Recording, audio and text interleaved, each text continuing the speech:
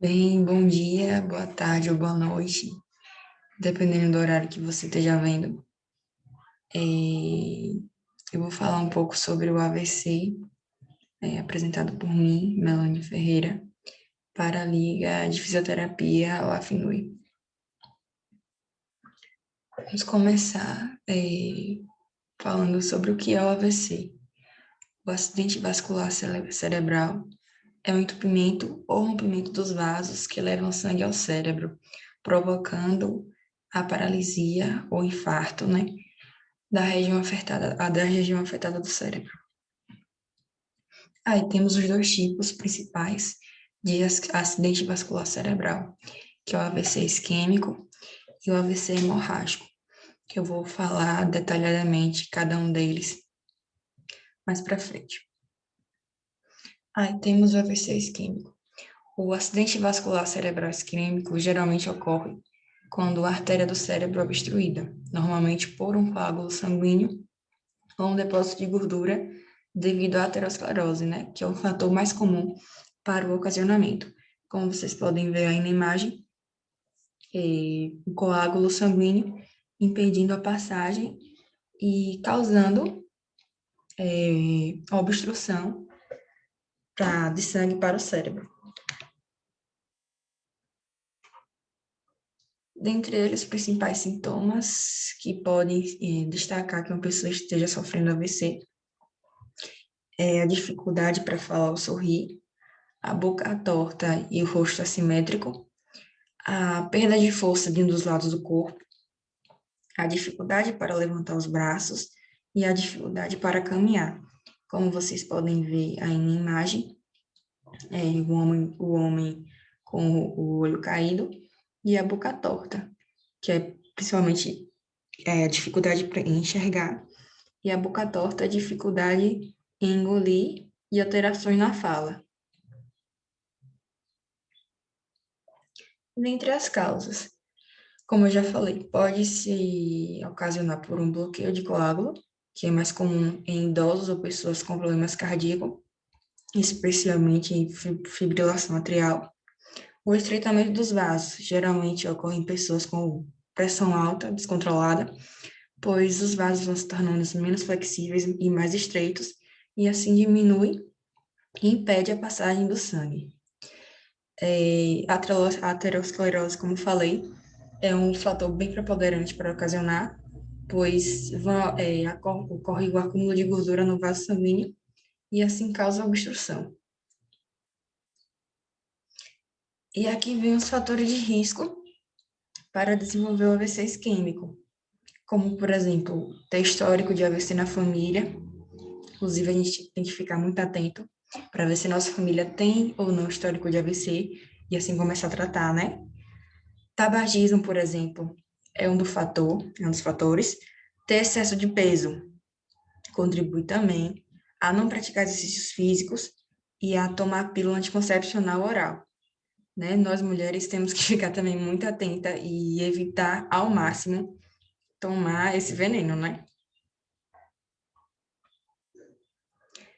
Já o AVC hemorrágico acontece quando há um rompimento na artéria ou veia dentro do cérebro, causando o extravasamento de sangue, que acaba lesionando e provocando inchaço na região em que houve o sangramento. Como vocês podem ver, aí o vaso sanguíneo se rompendo no próprio cérebro, causando o extravasamento de sangue. E aqui temos os tipos mais comuns de AVC hemorrágico, que são o hematoma intracerebral. Nesse tipo de AVC hemorrágico, o sangramento acontece dentro do tecido cerebral, levando às condições de maior pressão dentro do cérebro e edema. A causa mais comum desse hematoma intracerebral é por picos de pressão arterial não controlada. Então, a gente tem que ficar muito atento, gente, porque pressão descontrolada, Álvaro, é muito perigoso para ocasionar o AVC. Então, a gente tem que ter muito cuidado quanto a isso. E a hemorragia subaracnoidea, que é esse tipo mais comumente relacionado ao vazamento de sangue intracerebral devido à ruptura de um aneurisma intracraniano. Os sintomas mais frequentes é a cefaleia muito intensa, que costuma a dar mal-estar e bastante dor, às vezes com desmaios, às vezes com desmaio na hora da dor. E a dor exatamente na hora que ocorre a ruptura desse aneurisma.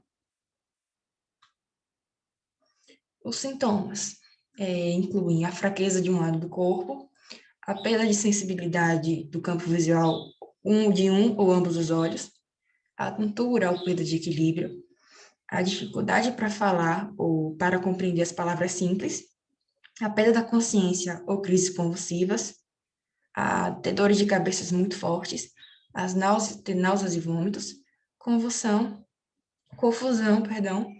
e desorientação.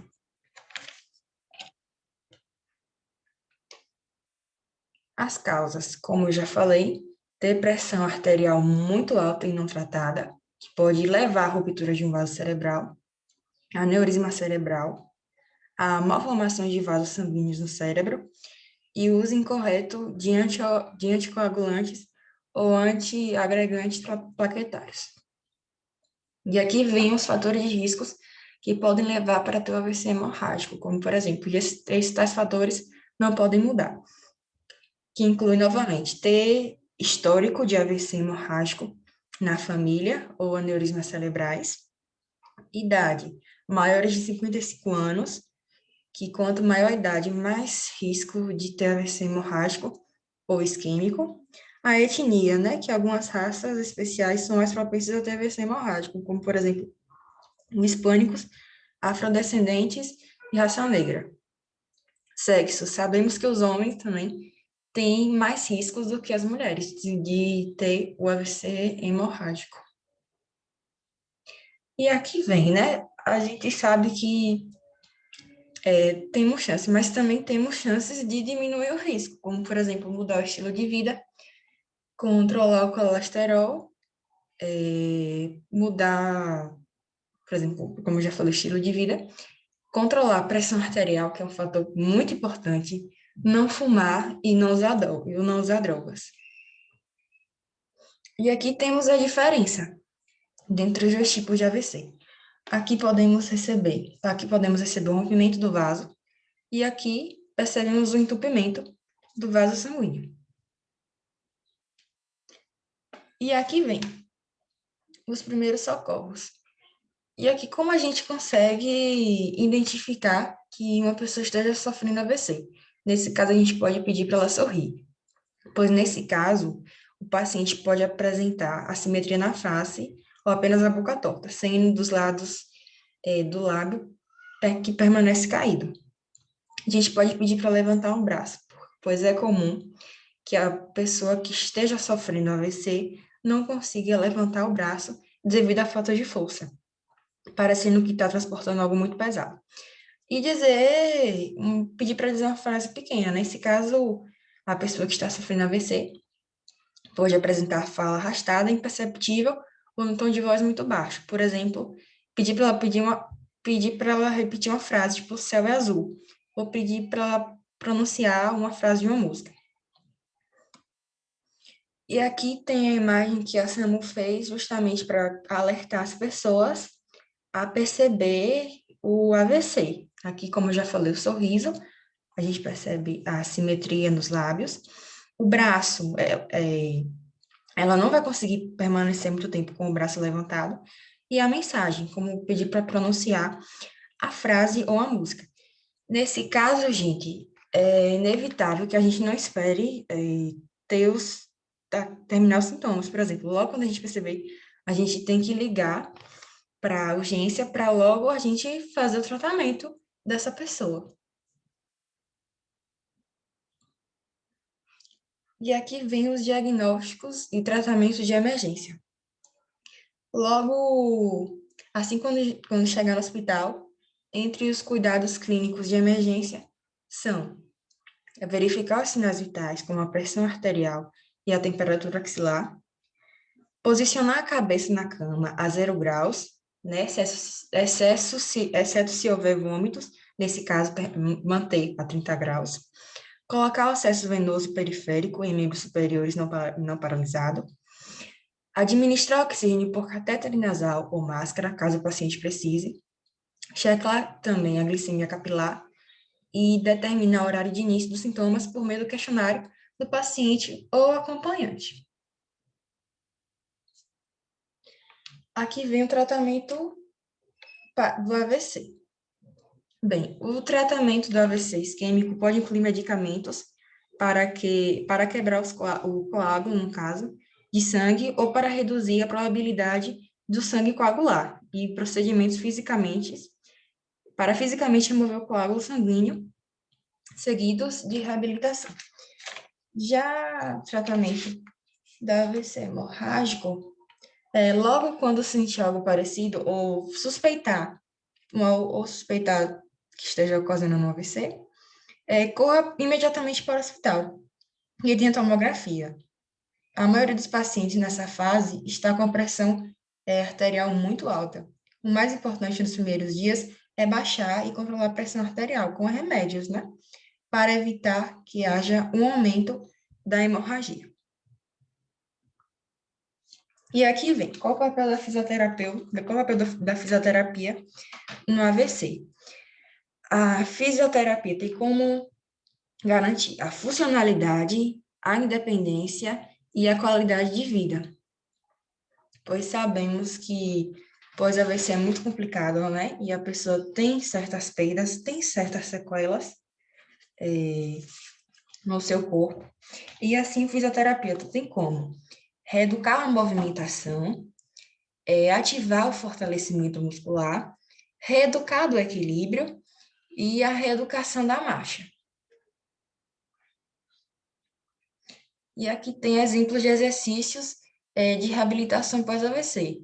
O fisioterapeuta, por exemplo, pode pedir para abrir ou fechar os braços frente ao corpo, podendo variar em somente abrir um braço de cada vez e depois 2 braços ao mesmo tempo. Pedir para o paciente caminhar em linha reta e depois alternado entre as pontas dos pés e calcanhares. Usar também a bicicleta ergométrica por 15 minutos, depois pode-se variar a resistência e distância alcançada. Caminhar na esteira durante 10 minutos com a ajuda do terapeuta. E aqui vem os resultados resultados da fisioterapia após o AVC. Por exemplo, tem finalidade, ajuda a melhorar a aparência do rosto, deixando o rosto mais simétrico, aumentar a movimentação dos braços e pernas, facilitar o andar e tornar o indivíduo mais independente nas suas atividades diárias, como pentear o cabelo, cozinhar e se vestir. E aqui foi a minha apresentação, espero que tenha contribuído para o aprendizado de vocês. E é isso.